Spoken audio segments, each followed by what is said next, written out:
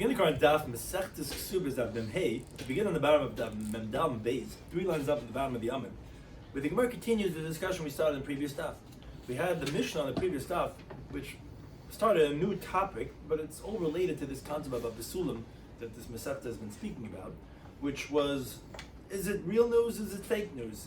This that he wakes up the next morning that we open up the Mesechta with, when he says Lemitzas Lebitcha Besulim. If it's real news, should get stoned. And there's certain halachas that's where actually our daf is going to start off with.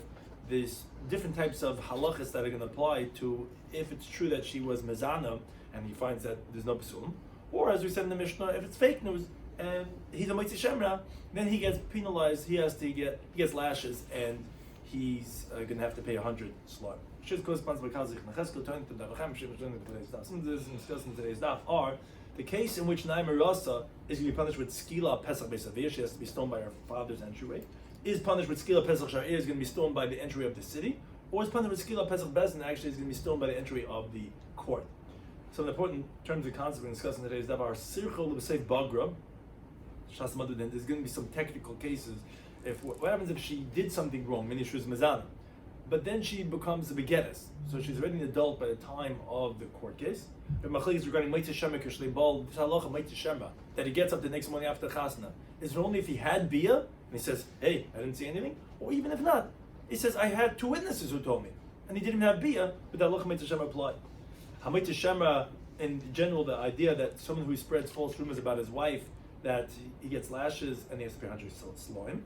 And Lav Shem might say in looking up that if someone violates a negative prohibition that has no action, it's a passive violation, you don't get lashes, only if something that has a mice. So begin the current Daf Mem Dalar Mebeis, 3 lines up at the bottom of the Yamin. Tana Sheila taught a brisa. We said in the Mishnah, Benai Merosas and the Zanish, you can punish with Skila, stoning al Pesach Beisavia. So on that, Sheila taught a brisa. Sholish means Benair. There's actually 3 different types of characteristics for the death of a Nair Marasa, of the girl who was engaged, as follows. If let's say witnesses come when she's by her father-in-law. What does it mean father-in-law? It means to say she's already married. So then she's beveis chamel, she's by her shver in her husband's household. Now the witnesses come now, shezinsa beveis aviyah. They say, hey, we know when she was by her father still, when she was engaged. Again, Talmudic times they were engaged for a year. For a year, when she was engaged, which she's usher, she's an Eishes Ish, halachically, when she's engaged. So once she's already married, the witnesses come and say, hey, a few months ago, this girl we saw being Mezana. So the halacha is, as you continue down Memheim and Aleph, we stole her by the entry of her father's household. Because that's what the pasuk says. What does the pasuk say in the parsha? It says, you're going to take out the girl to the entry of her father's household. Now, this is talking about when witnesses come when she's already by her father-in-law, because that parsha is by Moitzi Shema. These psukim that say if it's true is by the parsha Moitzi Shema. Now, parsha Moitzi Shema is when she's already married. Moitzi Shema is, he says, he comes the next morning, Nuch Techas, and he says, hey, Lamitzasi.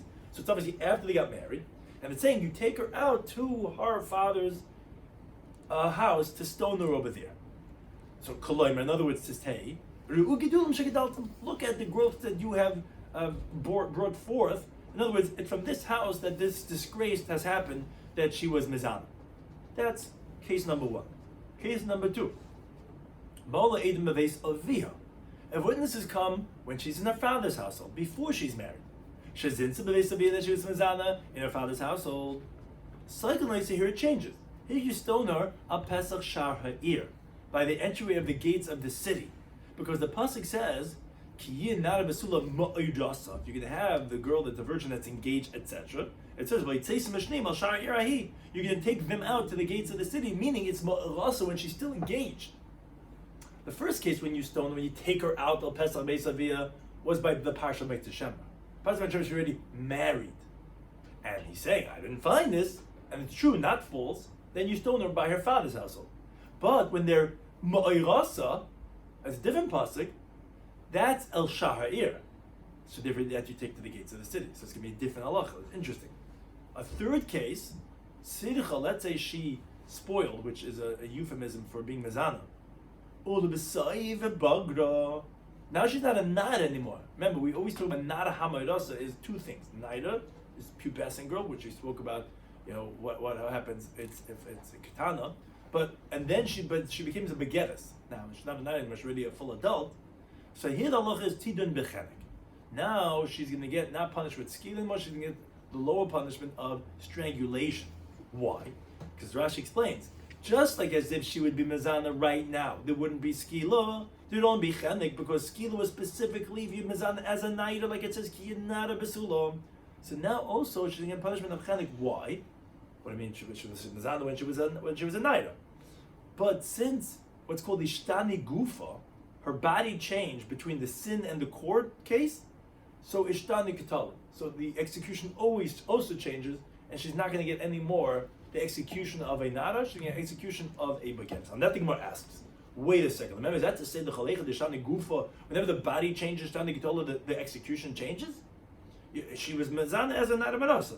But now you tell me just because she came to her 12 and a half birthday, and the court case didn't happen yet, she says she's not going to get skill anymore? But what meaning? Seems to be contradicting the following brisa. Says the brisa, Naida Hamarasa Shazenza. The classic biblical case, a girl, 12 years old, engaged, is mezana. Umishabagra, when she already became a begettes, so she's already over 12 and a half. Hoitzi Oleha Shemra. What does that mean? He was mighty Shemranha. So Rashi explains. After she became a begettes, they had the chasna. He didn't find Besulam, the nachif and the chasna, and he comes to court the next day. So the halacha is, who ain't like him? If he's lying, he's not going to get the lashes, and the English Me'esela, he's not going to have to give the 100 slum. Why not? This is the classic Moitzi Shamra.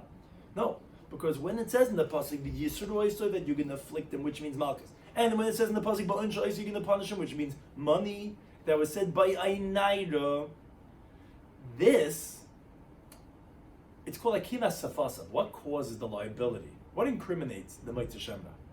What caused him to get punished is the movements of his lips. It's the words that he's saying. He's spreading the false words about his wife, his new wife.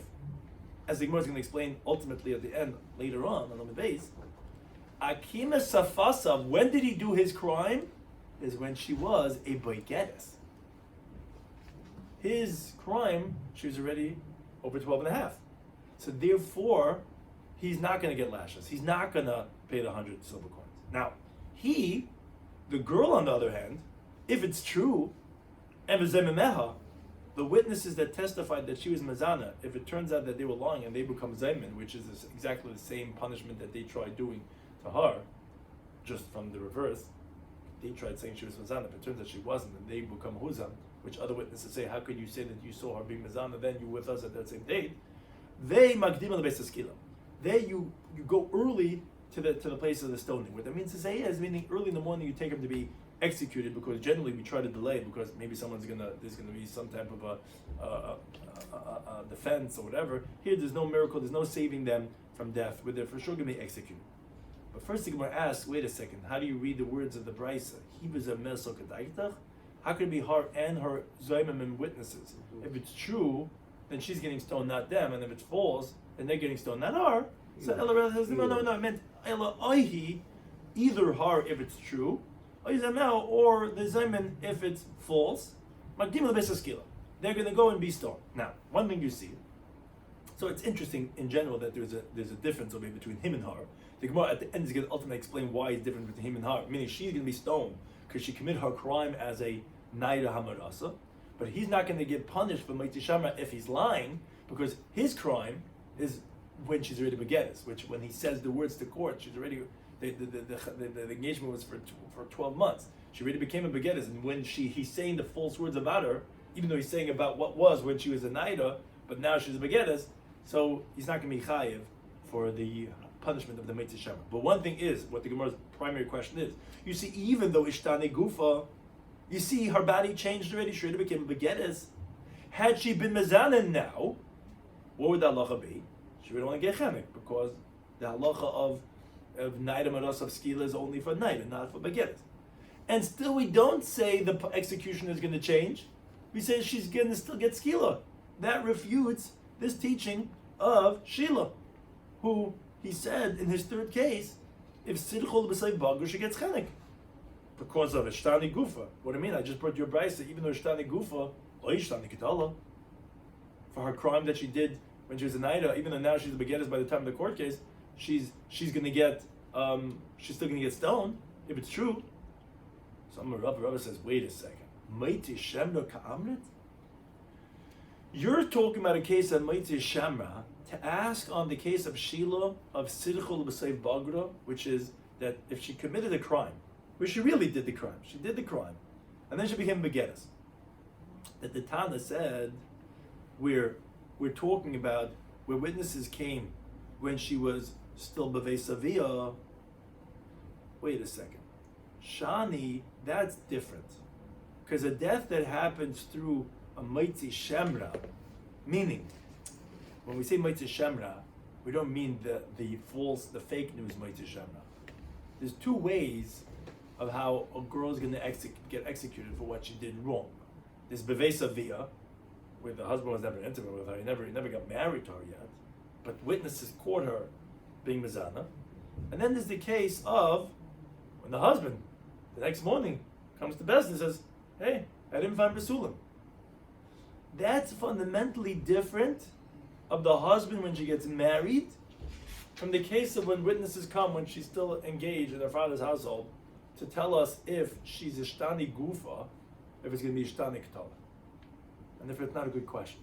Why not? Because the Chiddushu. The halacha of Maitzi Shemra is a very novel halacha, and therefore we're not going to say over there Ishtani Gufa, meaning had she been Mazana now, she would only get Chenek, so I'm going to say that we're going to change the execution even if she's Mazana and Nairis, if now the court case she's a Begettes. No. I'm not going to do that. Why not? Because, you should know this, because the Ha, even if she did not become a Begettes, every case of Maitzi Shemra, even if she's a Naira, the din is really different. Why? Because the Gemara explains. Nichnasa l'chuppah, v'loi nivala, ba'alma, b'zinsa. A classic case. Let's say a girl had chuppah. They got married. But, it's been a long chasna, a long mitzvah tanz. It's already 6 o'clock in the morning by the time the chasna was over. V'loi nivala. They didn't consummate the relationship. So they never had bia. And then, Sheva B'Rochas was busy, and then during the week of Shabbat, Bezinsa, she was Mezan. What's the halacha? A chenek. The punishment would be chenek. Why? Because since you had chuppah, even though there was no bia, a brisa teaches later on the Memchezma Beis, that when it says the halacha applies to a naira, it excludes begettes. When it says a besula, it excludes a be'ula. And it says ma'irasa, means the parsha of the naira ma'irasa, of the skila, which is a unique halacha. It says a few terminology. It says naira besula ha'ma'irasa. So naira excludes begeres, besula excludes be'ula, and ma'irasa, engaged, excludes nusua, married. Now, Rashi explains this. What does it mean, not if she was married? If you think like what marriage usually means, which means that you consummated the relationship, that's already excluded from besula and not be'ula. Obviously, the case that we're excluding from the parsha of Naira Ma'irasa of Skila is even if you had just nichnas l'chuppah, you got married, but b'loi nivel, you didn't even have bia yet. So obviously we see any woman who gets married, had she been mizana right now, she would get chenek. Yet ve'ilu maitzi shemra, every case of maitzi shemra, which right now that if she was mizana before they had chuppah, but right now the halacha is still going to be biskila. Anytime the husband comes the next morning and he says, we take the girl out and we stone her because she was mezana during the engagement. What do you mean? Ishtani. The din changed. If she was mezana now, before the court case, once you had chuppah already, she would get only chenek. Obviously, you see that by Moitzi Shemra, we don't say because the din changed, had she been Mezana now, that the execution should change even for his nus that she had earlier. You see, fundamentally, Moitzi Shemra always has that chiddush. So therefore, even if she's also a bageres, not a knight anymore when she gets married, we're not going to say by Moitzi Shemra because, now the halacha changed, so the execution is going to change.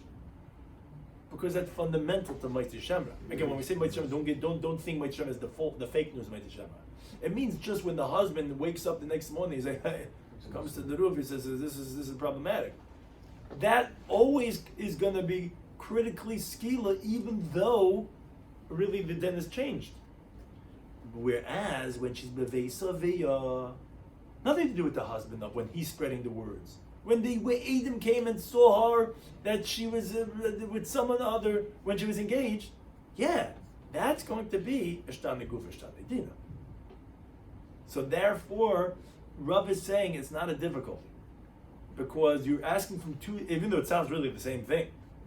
A girl been Mazana when she was in Naira Hamarasa, and now, but the time of the court case, she's ready to begetis.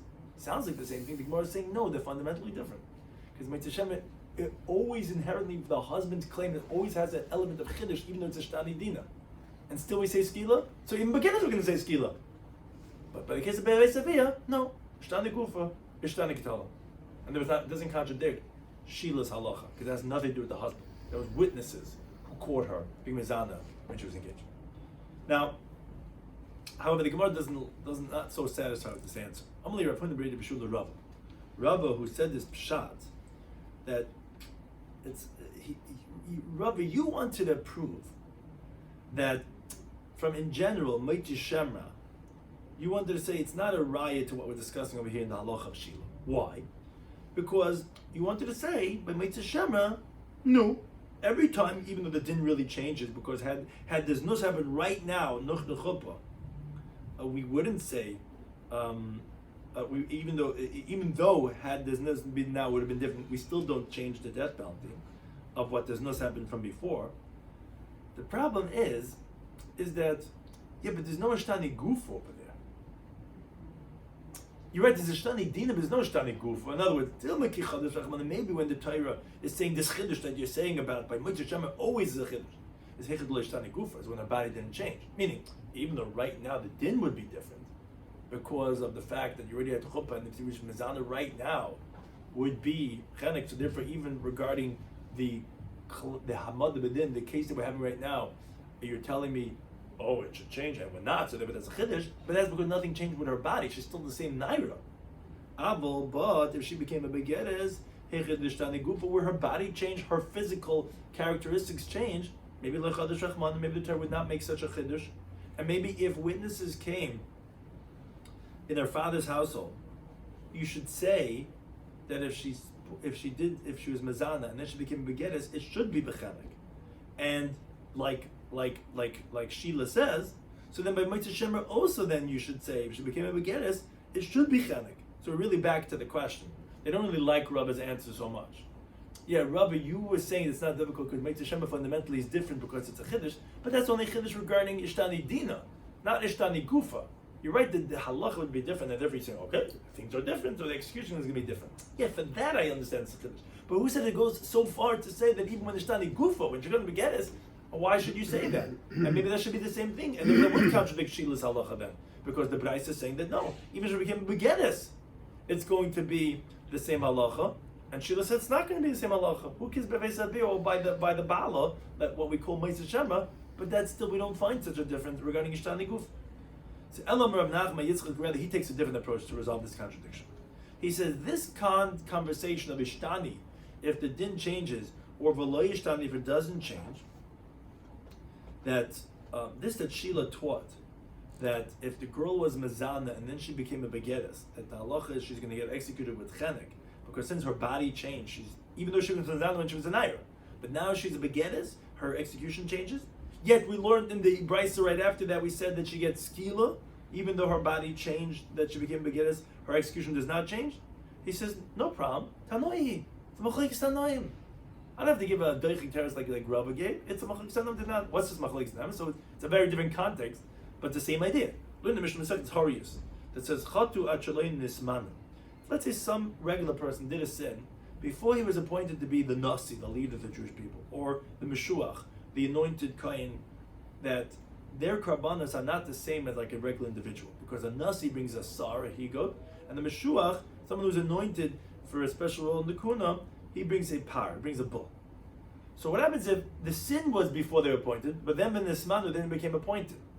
Now he has to bring a carbon for his sin, but he did the sin as a regular person, but now he's a more distinguished, specific carbon type of a person. So what does he do? So the Tanna Kama says, they're considered like regular people, meaning you bring a shilam or a shigot, where even though their body changed in between, their carbon does not change. That would be like the second price that we brought, which says that the girl, even though she became begettes, will get skila, because ishtani guva lo ishtani dina. Whereas Rabbi Shimon, he says no. He says if let's say they found out about this before they were appointed, where the awareness and the sin happen in the same body, then chayav, then they're going to be liable like regular people. But Mishan is Manu, which is really the case that Tanakam was talking about, let's say he only found out about his sin when he was already appointed. That turns out that his sin was at a time when he has a carbon of a regular individual, but his awareness was at a time when he's liable for a carbon of a nasi, then Peturin. Then they can be totally exempt from a carbon, as we're going to explain in a moment. Why would that be? But one thing is that you see that because Ishtani Gufa, Ishtani Dina, and your carbon changes. Just no difficulty. This is a spiritual Gufa, Ishtani, like over there, yeah, it's a physical. Right. But something it's in the mensha lane. Something happened to the personality versus something external like the halachas of getting married. But here something happened to the personality, you became a nasi, and therefore you see that this is machlekes of Tanakama and Rabbi Shimon. So good, so beautiful that resolves these contradictions we spoke about in our daf. The Gemara says, wait a second, so we continue them at base.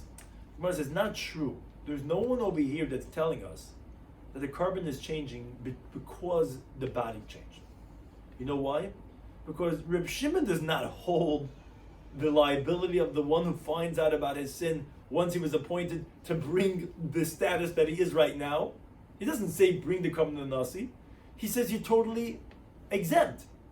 So it must be his reason is because you need to have the awareness and the sin in the same body, in the same essential person.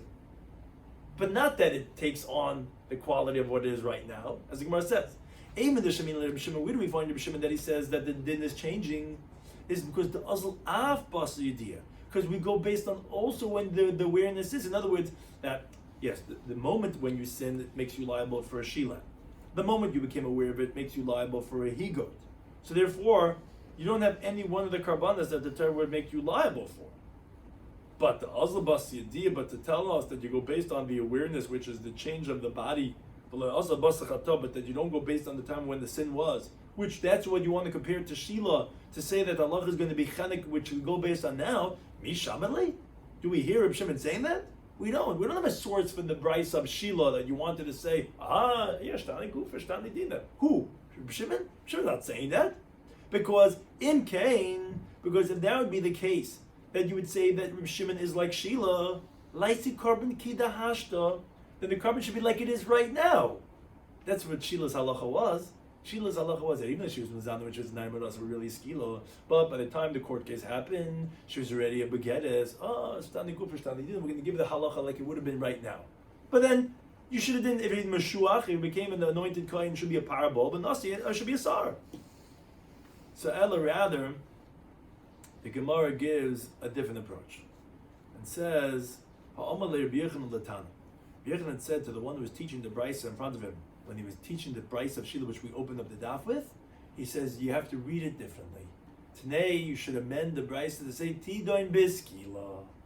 Up until we were reading, we started off the daf by saying there's three categories. This is what goes on. The third one was Beveis but then she became a begettes, and we said that Tidoin bechenek, and we had a stida, we have another brisa says skila. No. Forget about all these tiritzim everyone's giving Rava and no. you have to say that the gear says skila and not chenek, which is like exactly the second Bryce had it. There's no shtani guf shtani dina. Even Rabbi Shimon doesn't need shtani guf shtani dina. So therefore, it has to be that you get regular skila. Says the Gemara, but why? Naira Hamarosa Menachman Torah says who gets the punishment of skila is the engaged girl. Vu bagedes, she's not a naira, she's a bagedes. Amar B'loyim Akrai says no. Read the pasuk. It says v'itziu es hana'ara. Take out the nara. Now, as Rashi points out, it's superfluous. You could have just said v'itziu, take her out. What's v'itziu es hana'ara? Oh, hana'ara shloiseh kvar. Come and tell me who was a naira when the crime was committed, even though she's not a naira right now. So it's not v'itziu, take her out. Take out the naira, the one who was the naira. And therefore, that's how we know that's going to include even though she's not a naira right now. Now, the Gemara, however, asks and says, okay, Amar Reb Chanina Reb Eloi.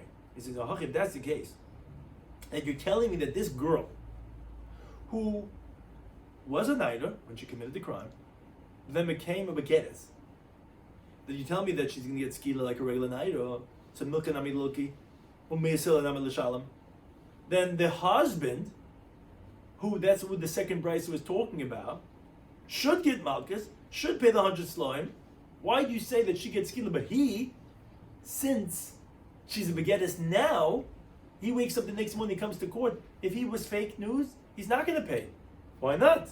I thought you go based on when the crime happened, when she was a naira. Says, oh, Malay said, this is where the famous terminology comes from, that heaven forbid, it should save us from such thoughts. Now, Rashi tells us that he didn't want to tell him the real reason, because it really depends on a deep understanding, as the Gemara is going to say later on. He didn't want to give him the explanation. He didn't feel like he would understand. So he was just telling him, Rahman Itzlan, from your opinion that you're saying that he should be chayiv.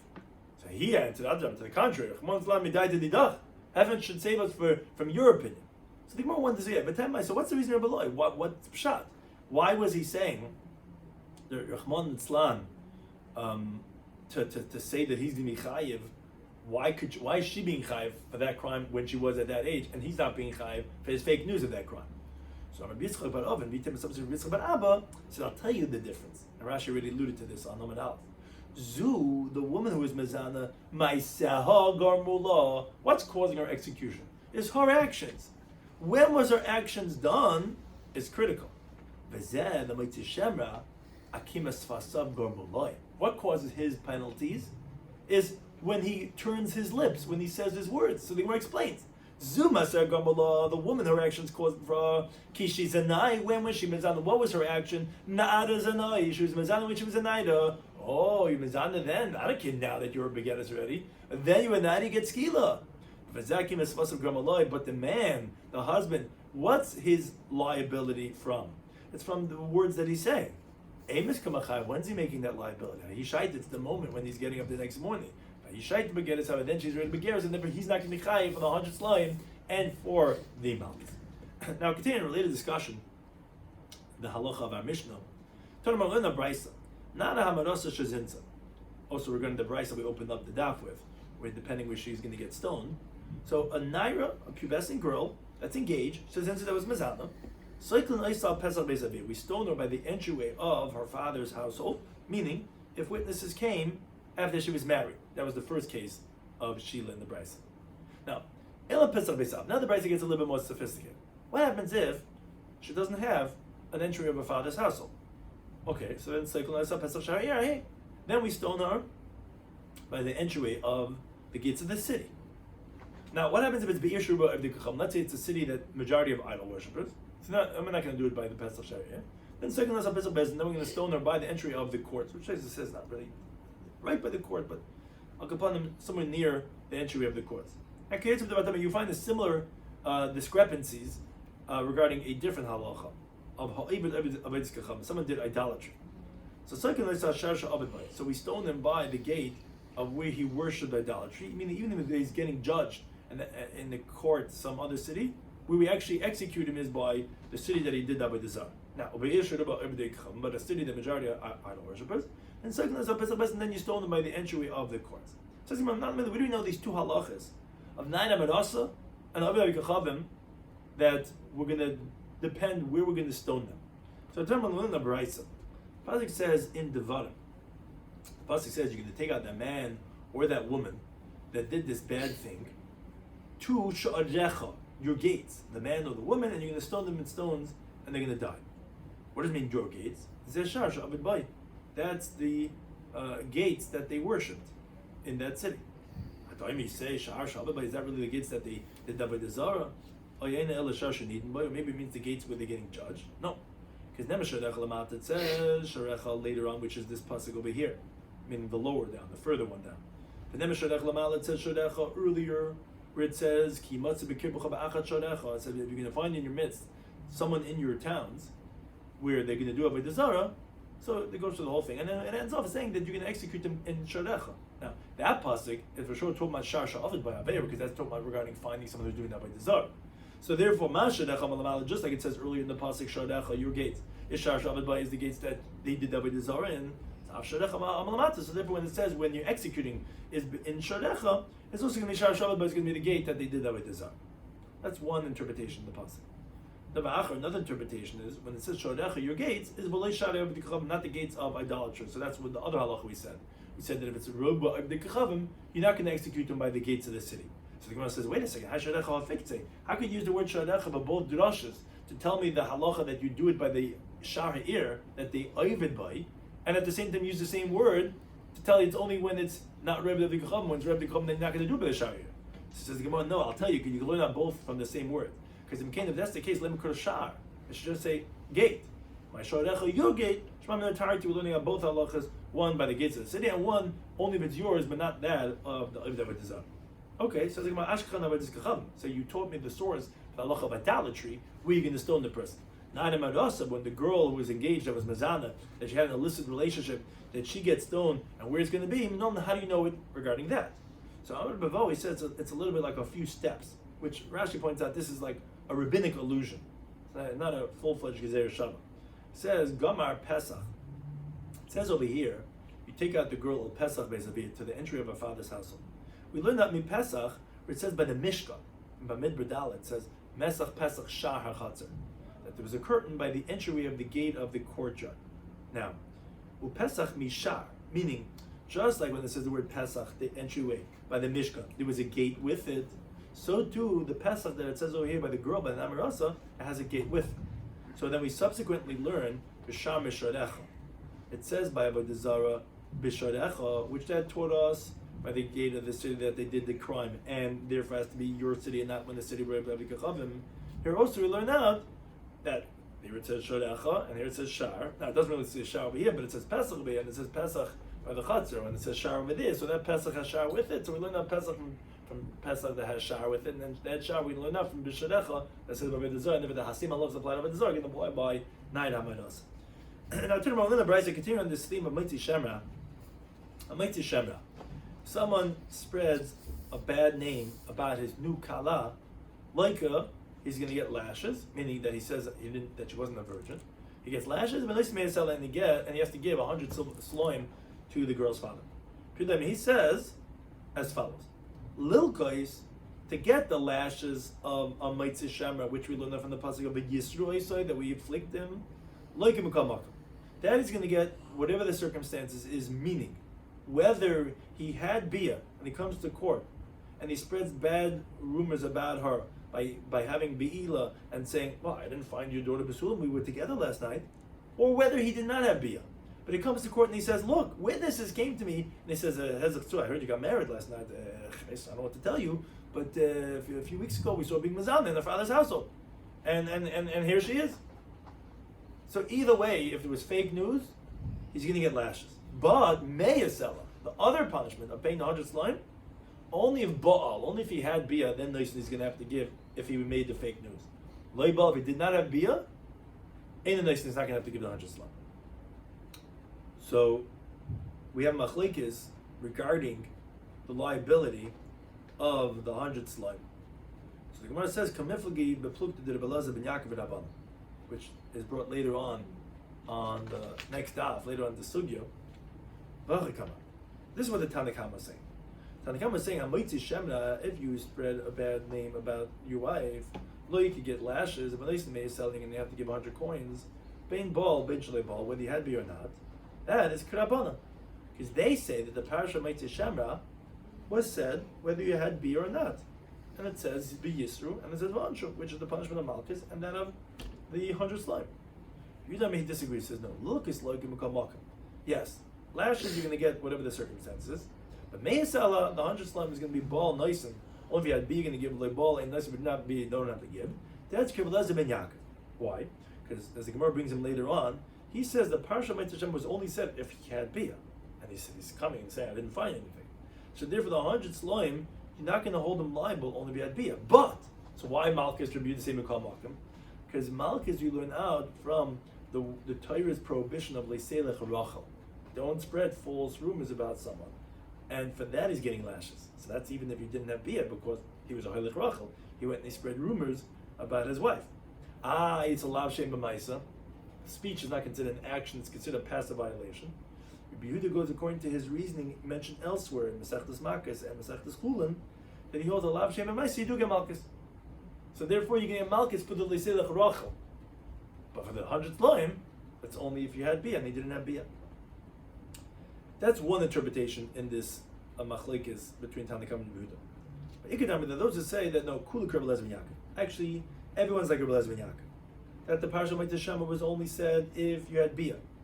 This is what the Tanakama is saying. Because if you notice, the words of Tanakama were not specific to the split that Yehuda was saying.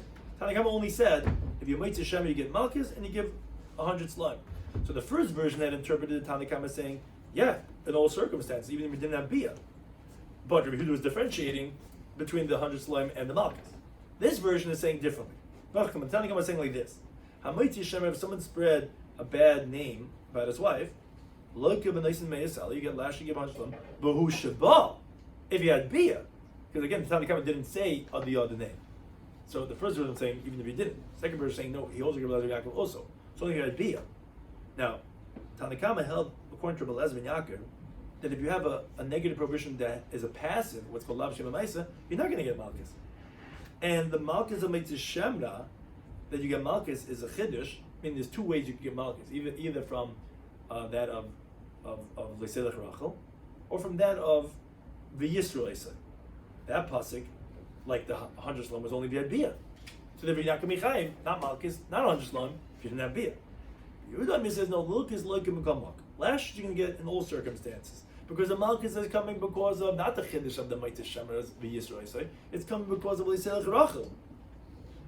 It's a lav shem b'maisa. He holds you get malchus for lav shem b'maisa, and therefore you're going to get malchus in all circumstances. That's the second way of interpreting the machlekes.